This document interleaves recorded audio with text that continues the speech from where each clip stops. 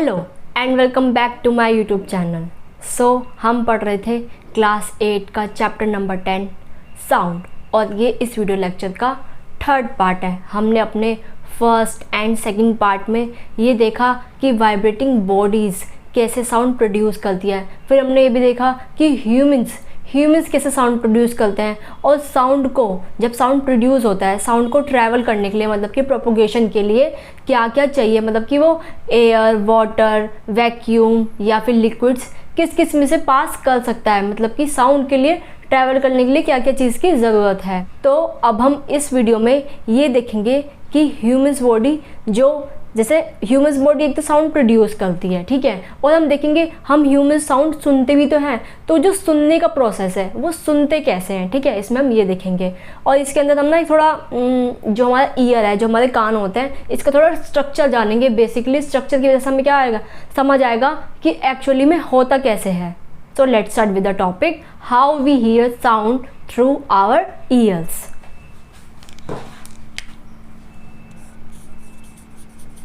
How we hear sound through our ears, कि हम अपने ईयर्स के थ्रू कैसे साउंड को सुनते हैं। आपने वो देखा है फनल की शेप कैसी होती है, जो तेल वेल जब हम लेने जाते हैं तो उनके पास कुछ ऐसा वो होता है, ठीक है, प्लास्टिक का फनल जिसको कहते हैं, ठीक है। तो जो हमारा ईयर होता है ना, उसका स्ट्रक्चर भी बिल्कुल कुछ इसी तरह का होता है। हमारा स्ट्रक्चर क्या होता है, year the shape of outer part of year is like a funnel, कुछ फनल की तरह होता है कि मतलब कि उसमें आवाज़, जैसे हमें कान जो हमारे यहाँ पे बड़ा स्ट्रक्चर होता है, लेकिन अंदर क्या एक पतला सा एरिया जाता है, मतलब कि एक पतली सी नली जाती है, ठीक है। तो एक इस तरह की क्या, जैसे हम कुछ डालें तो ऐसा लगेगा जैसे अंदर कुछ जाएगा, है ना, पानी डालेंगे तो पानी अंदर चला जाएगा। तो इस लाइक का फनल की बाहर का एरिया कुछ ऐसा होता है और अंदर क्या होता है, कुछ ऐसा होता है, ठीक है। तो ये क्या है, फनल के जैसा दिखता है हमें। जब साउंड जब हमारे कान के अंदर जाती है, ठीक है, वो ट्रैवल करती है, हमारे कान के अंदर एंटर करती है। उसके बाद ना यहाँ पे एक अंदर ना एक मेम्ब्रेन होती है, ठीक है, एक कुछ कहते हैं ना कान का पर्दा होता है, उसको हम कहते हैं ईयर ड्रम। तो जो हमारी साउंड है वो हमारे कान के थ्रू अंदर एंटर करती है, और किस में जाती है, जो पतली सी एयर होती है उसके थ्रू अंदर जाती है, मतलब कि जो हमारा ईयर ड्रम होता है उसके अंदर। When sound travel it travels into years, मतलब कि जब ट्रैवल करती है कान के अंदर थ्रू ए पतली सी क्या होती है, कैनाल होती है, कैनाल के अंदर जाती है, और कैनाल के बाद क्या होता है, एक पतली सी थिन मेम्ब्रेन होती है। थिन मतलब होता है पतला, थिन एक वर्ड होता है हमारा थिन, एक होता है थिक, है ना। थिन मतलब पतला, एक कहते हैं ना थिक चाहिए हमें, तो थिक तो मोटा होता है और थिन क्या होता है वर्ड हमारा, पतली के लिए यूज़ करते हैं। It is a thin membrane किस उसका नाम क्या है, थिन मेम्ब्रेन को क्या कहते हैं, इसको ईयर ड्रम। और नॉर्मल भाषा में हम इसको कहते हैं, मतलब कि डे टू डे लाइफ में हम इसको क्या कहते हैं, कान का पर्दा। और जो हमारा ईयर ड्रम है, it performs an important function, ये बहुत ही इम्पॉर्टेंट रोल प्ले करता है जब हमारा साउंड अंदर जाता है, ठीक है, उसके लिए बहुत ज़्यादा ही इम्पॉर्टेंट रोल प्ले करता है। इसके लिए ना हम एक एक्टिविटी कर सकते हैं। सपोज आप ना एक कैन ले लो, ठीक है, एक कैन ले लो छोटी सी, ये तो बहुत ज़्यादा बड़ी हो गई। एक कैन ले लो, नीचे से उसे क्या हो, ओपन हो, वो उसे ओपन छोड़ दो, जो ऊपर का ढक्कन है ना उसको हटा के, ठीक है, नीचे से भी ओपन, ऊपर से भी ओपन, और ऊपर ना एक बैलून, मतलब कि एक बैलून को स्ट्रेच करके लगा दो, मतलब कि बिल्कुल ऐसे स्ट्रेच करके लगा दो, एकदम ऐसे चिपका दो, ठीक है। और इसके ऊपर आप रख दो गेहूं के कुछ दाने, ठीक है, रख दिए, और यहाँ से आप ना कुछ साउंड प्रोड्यूस करो, ठीक है, कुछ ज़्यादा तेज़ आवाज़ साउंड प्रोड्यूस करो, तो क्या होगा, जब बैलून होगा वो हिलेगा, जो मतलब कि ये हो गए हमारे जो हमारे गेहूं के दाने थे, वीट थे, वो क्या होगा, मूव करने लगे। तो देखा ये जो ऊपर ये कहाँ थी, हम जैसे हमारा कान होता है साउंड हम यहाँ से प्रोड्यूस करते हैं, लेकिन यहाँ पे जो कान का बोलता है वहाँ पे हमें साउंड फील होता है। So the ear drum is like a stretched rubber. Suppose आप मान लो जो रबड़ थी वो हमारी क्या है, ईयर ड्रम है। सो जब साउंड वाइब्रेशन एंटर्स करती है हमारे ईयर में, तो जो हमारा ईयर ड्रम होता है वो क्या करता है, वाइब्रेट करता है। जब हमारी साउंड गई हमारी साउंड वाइब्रेशंस गई, उसका क्या हुआ, जो हमारा ईयर ड्रम था वो क्या करने लगा, वाइब्रेट करने लगा।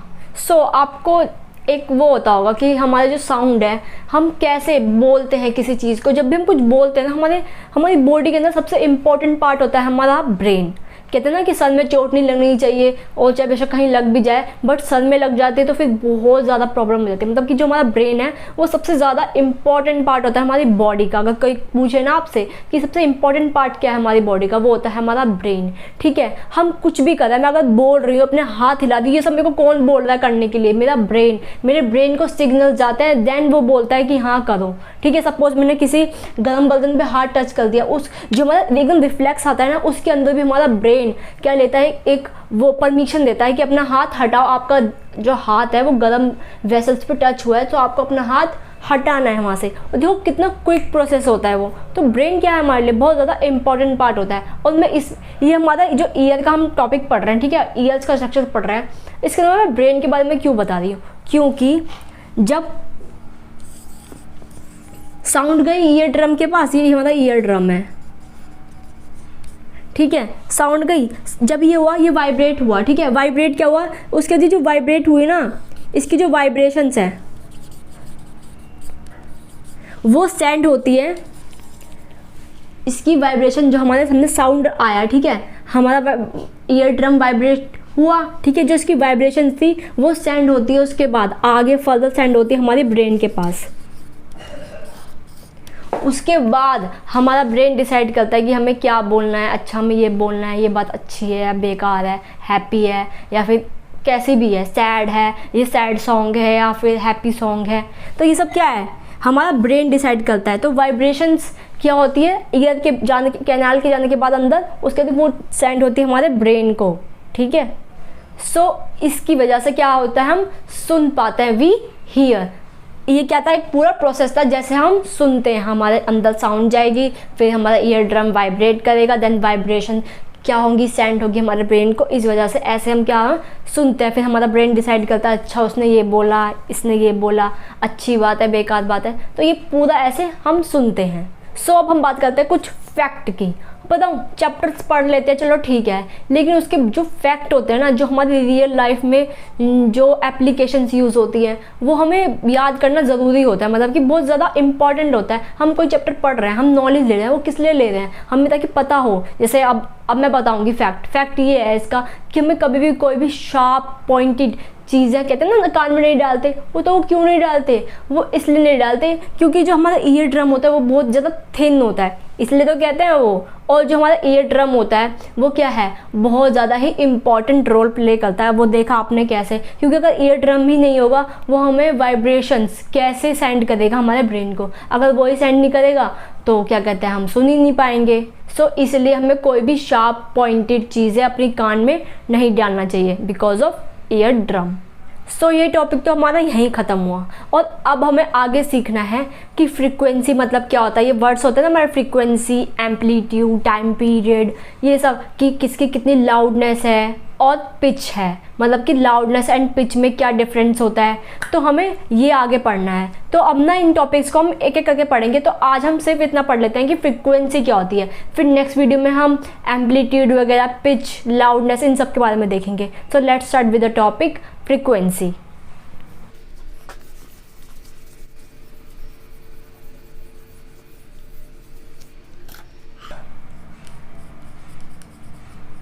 फ्रीक्वेंसी।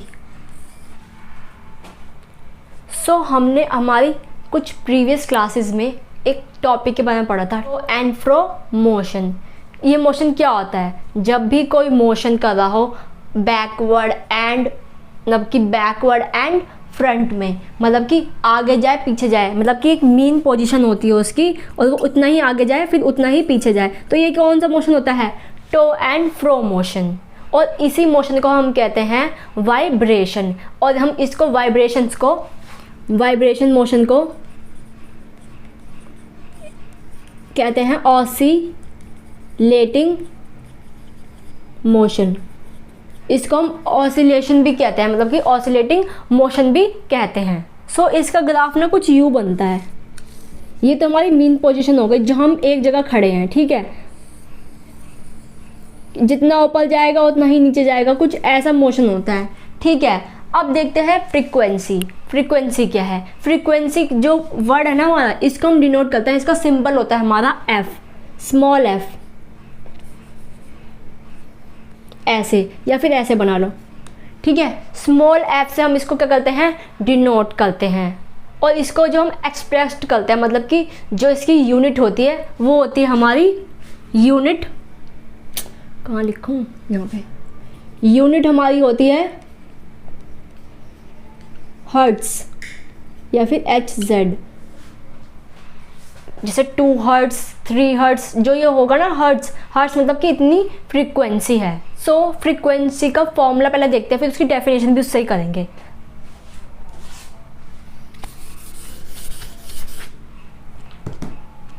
फ्रीक्वेंसी का फॉर्मूला होता है 1/T। इसकी definition a frequency of 1 hertz is 1 oscillation per second. So frequency मतलब ये होता है कितनी ऑसिलेशंस, ये टाइम है हमारा, टी से time. A frequency of 1 hertz, ठीक है, a frequency of 1 hertz is 1 oscillation per second, is 1 oscillation per second, कितने सेकेंड का। सो फ्रीक्वेंसी का फॉर्मूला हमारा ये होता है 1/T। ऊपर अगर हम ऑसिलेशन की वैल्यू लिखते हैं और नीचे लिखते हैं हम टाइम को, जो भी सेकंड्स में वैल्यू दी गई होगी वो। तो इसके लिए हम एक न्यूमेरिकल सॉल्व करते हैं।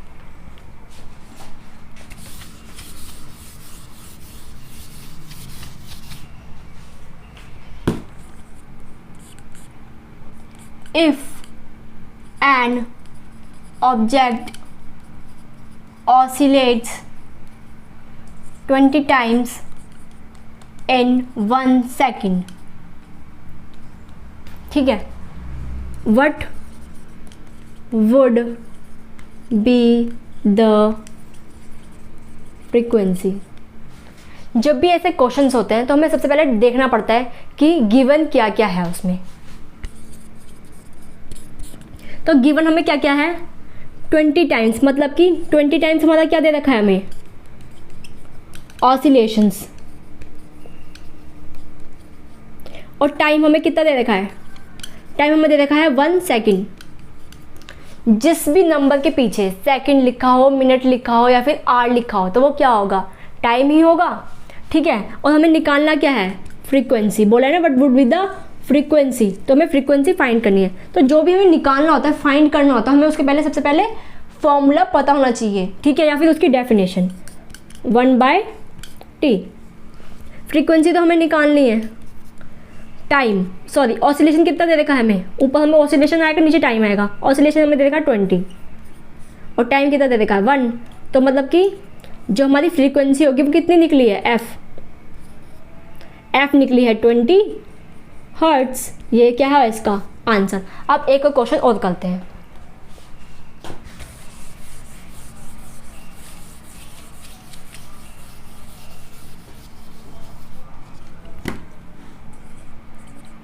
What would be the frequency of an object oscillate 20 times in 5 second? ठीक है। सॉल्यूशन क्या होगा इसका? मतलब कि सबसे पहले हमें देखना है कि गिवन क्या है हमें इसमें। गिवन हमें है इसमें 20 टाइम्स, मतलब कि 20 टाइम्स क्या होगा हमारा? ऑसिलेशन अब 5 सेकंड क्या दे रखा है हमें, टाइम मतलब कि टी, और हमें निकालना क्या है, फ्रीक्वेंसी, ठीक है। और फ्रीक्वेंसी का फॉर्मूला क्या होता है, 1/t। फ्रीक्वेंसी तो हमें निकालनी है, ऑसिलेशन हमें कितना दे रखा है 20, एंड टाइम दे रखा है 5। डिवाइड करो, 5 1 जा 5, 5 4 जा 20, मतलब कि जो हमारी फ्रीक्वेंसी की वैल्यू कितनी आई 4 हर्ट्ज। सो हमने फ्रीक्वेंसी का तो पढ़ लिया। देखो हम साउंड के अंदर फ्रीक्वेंसी के बारे में हमने क्यों पढ़ा, क्योंकि जो साउंड होता है वो 2 फैक्टर पे डिपेंड करता है कि हमारी जो साउंड होगी वो क्यों डिफरेंट होती है एक से या फिर दूसरे से, क्योंकि फ्रीक्वेंसी पर डिपेंड करती है हमारी जो साउंड होती है, ठीक है, कि साउंड उसकी कैसी है। और दूसरा उस पर डिपेंड करता है एम्पलीट्यूड, उसका एम्पलीट्यूड कैसा है। तो हमने फ्रीक्वेंसी के बारे में तो पढ़ लिया। नेक्स्ट वीडियो में हम पढ़ेंगे एम्पलीट्यूड के बारे में, time period and loudness, pitch, इन सब के बारे में जानेंगे। वो हम देखेंगे हमारे पार्ट 4 में। सो आज की वीडियो में इतना था, तब तक के लिए थैंक्स फॉर वॉचिंग। अब मिलेंगे हमारे पार्ट 4 में।